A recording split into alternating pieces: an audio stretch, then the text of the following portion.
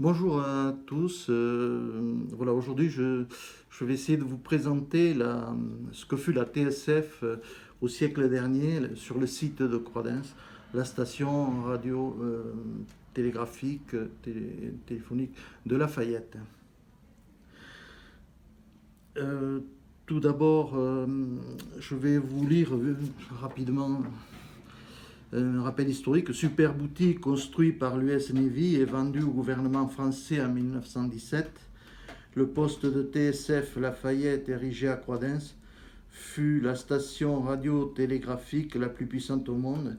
Cette station devait assurer la liaison avec les États-Unis de jour comme de nuit. Le 21 août 1920, elle émit le premier message. Au tout début du XXe siècle, le premier conflit mondial, 1914-1918, cette station va être créée par des militaires. Elle va fonctionner un quart de siècle à peu près, jusqu'en août 1944, où d'autres militaires vont la détruire. Nous sommes le 13 juin 1917 à Boulogne. Arrive le contingent américain qui est commandé par le général Pershing.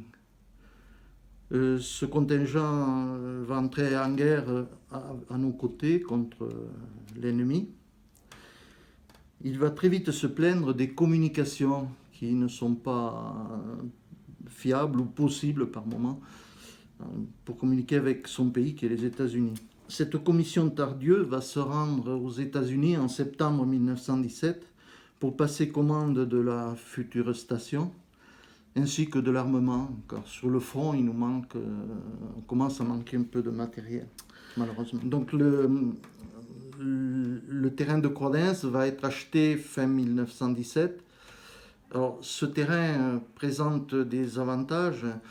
Il est loin du front, près de l'Atlantique. Une voie ferrée est à proximité pour transporter le matériel, car c'est du matériel lourd.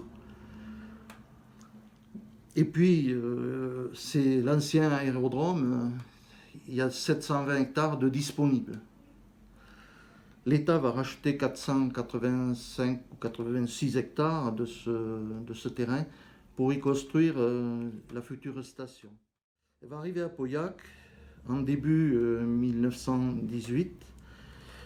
Et de Pauillac, on va charger sur des wagons tout ce matériel, ce lourd matériel. Il y a les 2 émetteurs, les 8 pylônes en pièces détachées, bien sûr. Une grue, un locotracteur. Les Français ont commencé à cette époque, au début 1918, ont commencé les travaux. Alors, une partie est à charge de la France, l'autre partie est à charge des Américains. La partie française consiste à construire les 10 bâtiments, à électrifier le site depuis le barrage de la Tuyère en Dordogne, au-dessus de Bergerac, et ensuite de construire en béton les 24 socles qui vont supporter les 8 pylônes. 24 socles sont d'immenses plots avec des renforts d'un diamètre de 13 mètres, d'une hauteur apparente de 6 mètres et de 8 mètres dans le sous-sol. Voilà le premier message qui a été lancé le 21 août 1920 à 14 h depuis Croix-d'Ens. Alors, je ne vous le dirai pas en anglais, en français.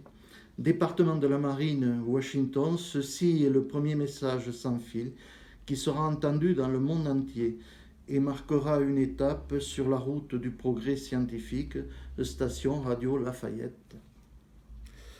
Alors, Lafayette, c'est les Américains qui ont tenu à ce qu'elle s'appelle Lafayette parce que c'est un hommage au célèbre marquis des Deux Mondes qui, au XVIIIe siècle, est parti les aider à acquérir leur indépendance.